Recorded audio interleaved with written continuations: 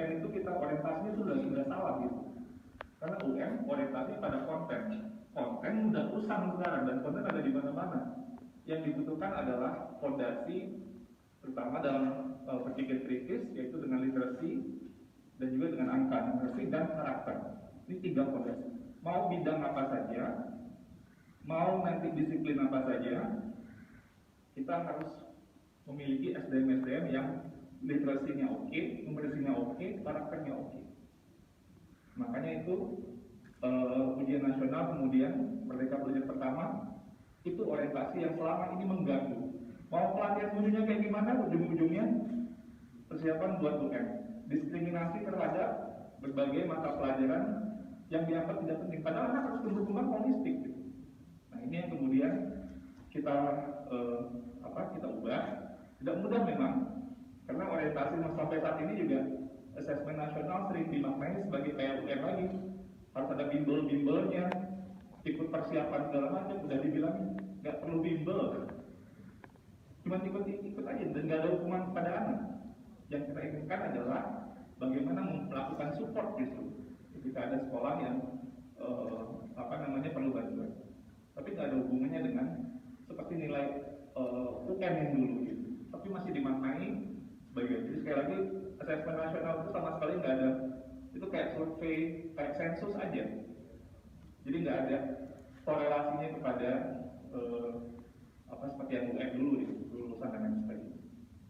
Nah, sesudah kita tahu orientasinya kepada ini siswa fokusnya hasil belajar mereka. Belajar yang mana? Kita fokuskan pada literasi, numerasi, dan karakter. Itu lintas mapel, ada di semua mapel, semua bidang pekerjaan apapun yang mereka nanti akan hadapi itu bisa tetap mereka bantu mereka untuk bisa berkembang literasi, numerasi, dan karakter ini.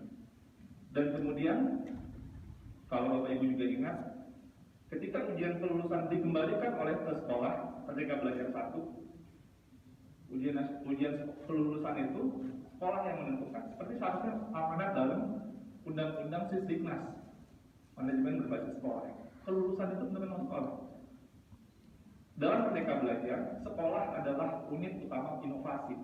Kepala sekolah itu seharusnya jadi Chief of Innovation, kepala inovasi, karena dia memahami konteks sekolahnya dan lain sebagainya, sehingga bagaimana kita ingin memberdayakan ekosistem belajar pada tingkat sekolah.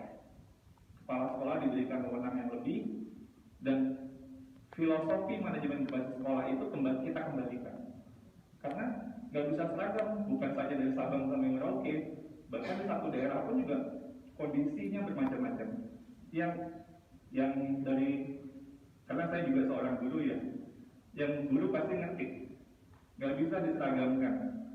Udah pakai FPP paling hebat, kelas yang A mungkin bagus hasil, di kelas yang B udah beda lagi, muridnya beda-beda, yang A sama B. Kalau ada murid yang nggak datang, itu bisa harus modifikasi lagi karena dinamikanya berbeda. Murid yang sama, hari yang berbeda, beda lagi itunya. Itu harus terus melakukan kontekstualisasi. Jadi sebenarnya standarisasi itu, one size fits all itu sangat tidak bisa bekerja dengan baik dalam sistem. Apalagi kita dalam bidang menumbuh kembangkan makhluk hidup, bukan mesin. Kalau kata Ki Hajar, tumbuhkanlah padi. Ini dengan saya paraphrase ya. Kalau itu bibitnya padi, tumbuhkan dia jadi padi, jadikan dia padi yang terbaik. Kalau bibitnya jagung, tumbuhkan dia sebagai jagung, jadikan dia jagung yang terbaik. Jangan bibitnya padi kita paksa tumbuh jadi jagung, nggak akan mungkin.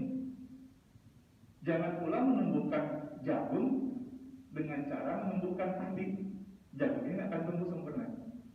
Nah, sesuai dengan bibitnya tadi, itulah sebenarnya the art of teaching and learning. Dan itu yang kita inginkan hadir pada satuan pendidikan kita. Kita berdayakan yang selama ini merasa harus mendengar, harus ikut instruksi gitu ya. Padahal kalau kita fokus kepada murid, yang sebenarnya inspirasi bagaimana pembelajaran itu dilakukan adalah murid-muridnya. Ibarat seorang dokter, kalau melihat pasien itu nggak ada yang sama persis seperti di buku teks. Masing-masing orang kalau misalnya dia sakit darah tinggi gitu ya, darah tingginya mungkin penyebabnya macam-macam. Kalau ini komplikasinya macam-macam. Ini pola makannya beda sama pasien yang itu. Jadi treatment itu juga harus ada evidence-nya. Nah, sehingga kita ingin Merdeka Belajar ini bagaimana sekolah itu bisa memiliki kebebasan untuk melakukan inovasi, tapi fokusnya nggak kemana-mana. Fokusnya adalah kepada murid dan hasil belajarnya, terutama tadi yang literasi, numerasi, dan karakter. Nah, lalu yang ingin, dan ini yang berhubungan dengan POP. Dalam filosofi Merdeka Belajar, pemerintah itu bukan fungsinya sebagai yang kontrol, sangat ketat mengontrol yang apa namanya. Jadi kita ini kan, penjelasan saya begini, kita ini ekosistem kita sangat low, kapasitasnya masih rendah secara umum. Tapi jika didekati dengan cara yang tidak percaya, low trust, jadi low capacity dengan low trust, akhirnya dibuatlah sebuah sistem untuk mengarahkan perilaku, gitu ya. Semakin kemudian nanti turunan dari misalnya regulasi yang ini, dibuat regulasi tambahan, supaya perilakunya itu terkini, dan akhirnya ya udah nggak mikir, ikutin aja regulasi itu. Nah, yang kita inginkan dalam sistem pendidikan adalah oke, ini low capacity, tapi kita dekatkan dengan some kind of trust. Jadi dengan trust ini kita kemudian berikan ruang untuk melakukan inovasi-inovasi. Artinya fungsi pemerintah di sini bukan lagi yang harus membuat regulasi sehingga ekosistem kita menjadi over-regulated. Kalau saya pernah melakukan analisis regulasi pendidikan waktu zamannya Pak Harto, sesudah reformasi itu naiknya tajam. Jadi ekosistem pendidikan kita itu sangat over-regulated sebenarnya. Nah, sehingga kemudian yang ini, fungsi ini yang kita ingin. Kalau inovasi perlu bisa tumbuh, inovasi itu tumbuh di mana ada semacam otonomi untuk melakukan penyesuaian-penyesuaian sesuai dengan konteksnya. Maka peran dari pemerintah adalah pemberdaya, enabler, bukan controller. Fungsi sebagai enabler untuk memberdayakan baik itu sekolah maupun dari komunitas, supaya kemudian bisa membuat berbagai macam inovasi yang sesuai dengan anak-anak tadi.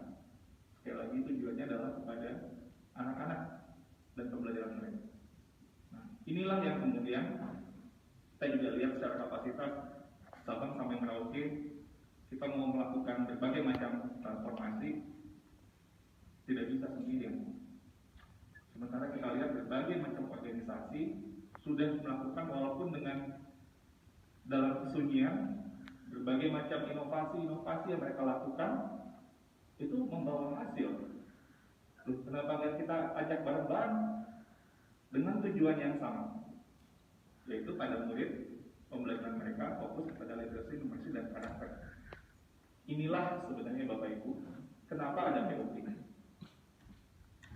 Jadi POP ini, program organisasi penggerak itu adalah sebuah terobosan tadi yang kita harapkan untuk yuk kita bareng-bareng, kita bersama-sama untuk benahi pendidikan di Indonesia.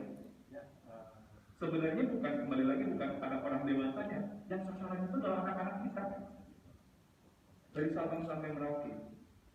Bahkan yang kita inginkan itu organisasi itu bisa pergi ke tempat-tempat yang terpencil, tempat-tempat yang tidak bisa dengan cepat pemerintah bergerak dengan lincah, karena dia organisasi, dia mungkin lebih lincah gerakan. Nah, inilah yang kemudian kita lakukan, walaupun dengan berbagai perjalanannya, dan ditambah dengan pandemi Bapak Ibu, menambah komplikasi semuanya. Dan kalau berbicara tentang komplikasi pandemi, mungkin kami pun di Direktorat Jenderal Guru dan Tenaga Pendidikan mengalami hal yang sama, bingungnya mungkin dengan Bapak Ibu sekarang, ketika misalnya program guru penggerak. Program pendidikan guru penggerak itu didesain awalnya tidak dalam kondisi pandemi. Begitu kita pandemi, putar-putar, gimana caranya nih? Waduh. Dan kita nggak tahu pandemi ini mau seperti apa.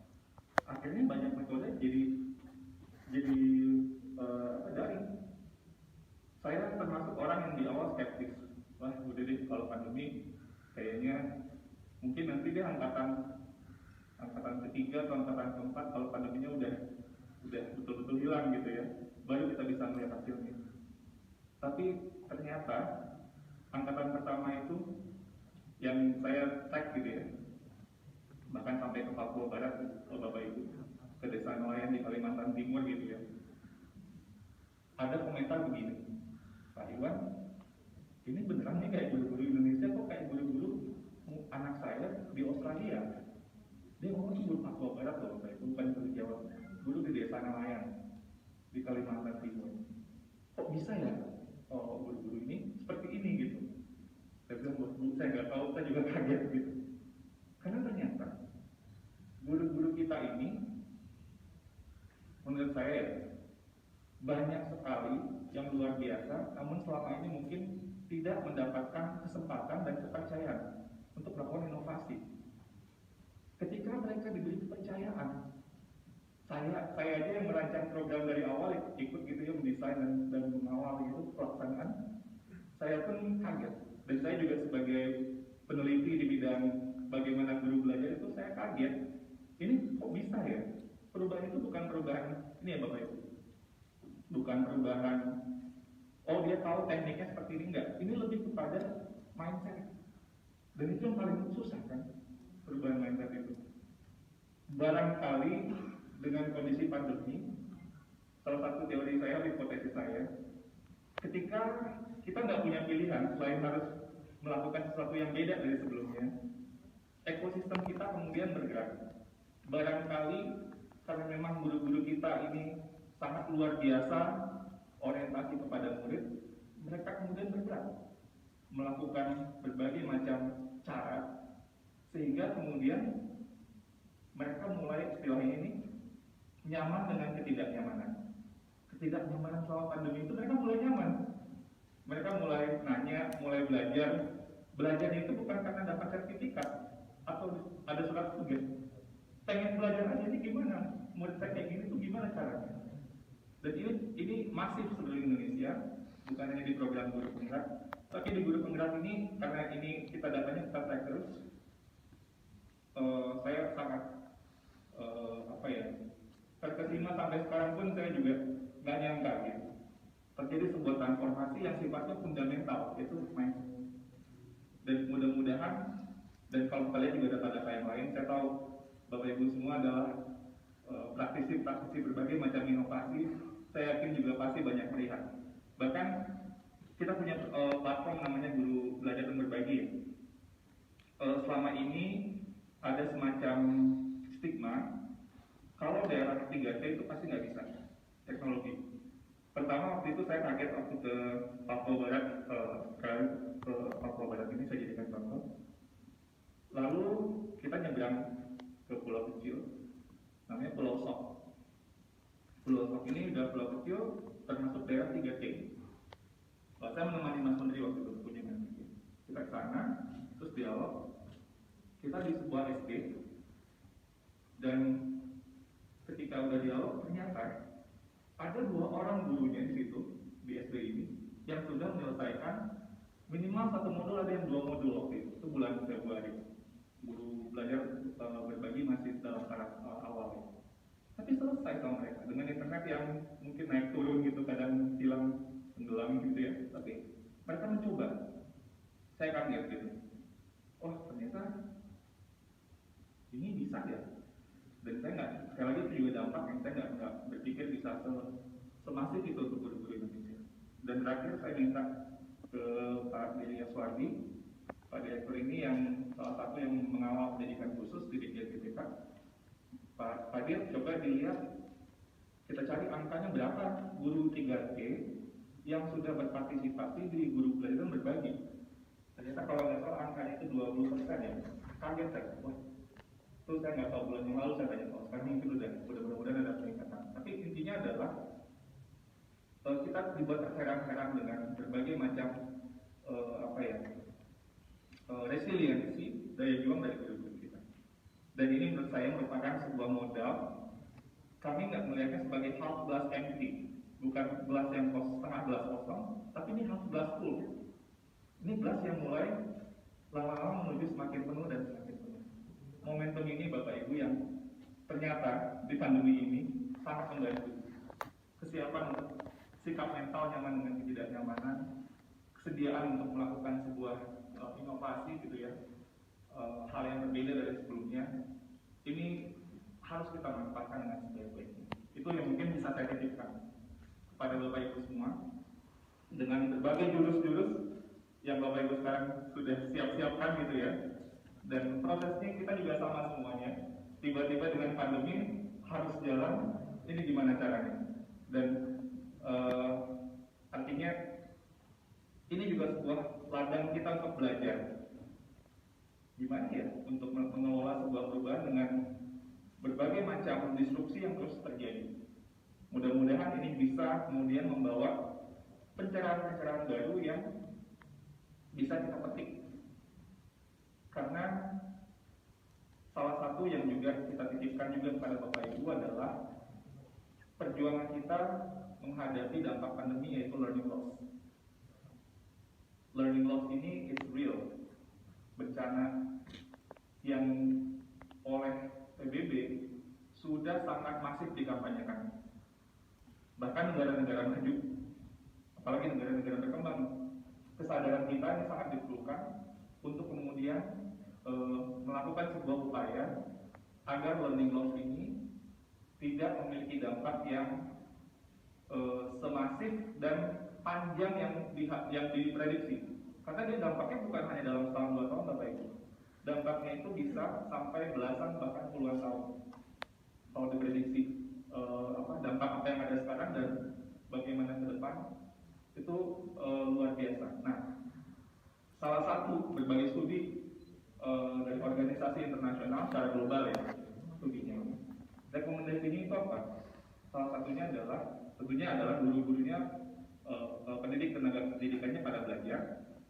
Tapi gimana strateginya adalah fokus pada hal-hal yang esensial. Jadi nggak coverage, nggak semuanya gitu ya yang diinikan, tapi hal yang esensial. Dan alhamdulillahnya kita dengan keputusan Merdeka Belajar pertama yang tanpa waktu itu kita sadari ada pandemi, bergerak dari UM kepada literasi, numerasi dan karakter, itu kita sebenarnya sudah melakukan perubahan orientasi. Itu adalah hal-hal yang fundamental, hal yang esensial, dan TOP didesain dengan kerangka itu. Kita sama-sama ini bergerak Bapak Ibu memperjuangkan literasi, numerasi dan pengembangan karakter. Ada variasi tentunya di antara berbagai organisasi di sini. Ada yang fokus ke literasi, ada yang numerasi, ada yang karakter atau kombinasi gitu ya. Nah, kita tuh berjuang bersama-sama untuk itu. Makna dari apa yang kita lakukan bukan saja kepada murid dan pembelajarannya, tapi ada makna yang lebih besar, yaitu bagaimana melakukan mitigasi pemulihan pembelajaran, learning recovery pada saat pandemi ini. Dan ini juga kami titipkan kepada Bapak Ibu, bagaimana jurus-jurus yang ada, yang kemudian nanti mungkin bisa kita sama-sama belajar. Karena TOP ini bukan sekedar kemudian selesai programnya sudah, bukan. Tujuannya lebih strategis itu apa sebenarnya Bapak Ibu? Tujuannya lebih strategis itu adalah kita mengetahui jurus-jurus transformasi pendidikan Indonesia, perubahan pada level yang akar rumput, yang sangat kontekstual Indonesia. Bukan lagi pinjam dari kasus yang ada di negara-negara lain. Bapak Ibu ini akan menjadi semacam hub untuk berbagai macam ide-ide transformasi pendidikan yang khas Indonesia. Itu yang kemudian nanti bisa menjadi teks buat berbagai macam pihak, yang mungkin nanti para perguruan tinggi juga bisa melakukan telaah lebih jauh, yang kemudian ini loh dalam konteks Indonesia yang keragamannya luar biasa, sehingga kemudian menjadi sebuah knowledge buat kita untuk terus bergerak lebih maju. Saya kira itu yang dapat saya sampaikan untuk menjelaskan sekali lagi konteks dari program organisasi penggerak ini. Pemaknaannya sering mungkin dimaknai dengan berbagai macam, tapi yang tadi saya sampaikan itu sebenarnya konteks dari program organisasi penggerak, dan maknanya apalagi dalam konteks pandemi ini menjadi sangat penting lagi. Tapi tentunya Bapak Ibu seperti tadi Pak Direktur Praprono sudah menyampaikan, perjuangan kita ini saya nggak tahu kalau udah dengar ya, kita malah anggaran kita justru lebih kecil daripada tahun sebelumnya, pagu yang sekarang, walaupun ada riset dan teknologi gabung. Ini menunjukkan kondisi keuangan negara yang memang lagi prihatin, karena dampak pandemi itu bukan hanya kesehatan tapi juga masalah ekonomi. Jadi mohon kita semuanya sama-sama memahami dan mohon sabar, dan malah mungkin menjadi sebuah inspirasi untuk menciptakan berbagai penyesuaian yang bisa lebih membawa hal-hal yang tadinya tidak terpikir gitu ya, seperti halnya tadi yang sudah saya sampaikan. Sekali lagi selamat Bapak Ibu semua, terima kasih, selamat belajar. Jangan hanya belajar sendirian, berbagi, karena jurus-jurus itu adalah jurus-jurus Indonesia kita semua. Ini bukan, sekali lagi tujuannya bukan orang dewasanya, bukan sebuah organisasinya, kita ini gotong royong untuk anak-anak Indonesia dan pembelajaran mereka. Itu yang kita perjuangkan. Mohon kita satukan visi ke sana. Sekali lagi ini bukan, ya memang kita sekarang dengan cara kita bekerja, kita memiliki organisasi dan mungkin network kita gitu ya. Tapi sebenarnya Bapak Ibu, perjuangan kita ini adalah seperti filosofi Merdeka Belajar Ki Hajar Dewantara, itu adalah pada 3, yaitu siswa, siswa, siswa. Itu yang kita perjuangkan. Mari kita terus berjuang dan kita bergerak dan saling menggerakkan. Saya akan tutup dengan mungkin sedikit pantun nih. Mampir di warung, makan nasi dengan sambal terasi, ditemani singkong hangat yang ditaburi keju. Pandemi tak akan halangi kita untuk berinovasi. Hadirkan SDM unggul untuk Indonesia maju. Berlayar dari Teluk Bayur ke Tanjung Perak, tampak lumba-lumba kejar mengejar. Mari serentak kita bergerak, bergotong royong, wujudkan Merdeka Belajar. Orang sabar banyak pahala, jika malu mukanya merah. Sudah panjang lebar saya berbicara, mohon maaf jika ada yang salah. Terima kasih. Wassalamualaikum warahmatullahi wabarakatuh. Om Santi Santi Om Namo Buddhaya.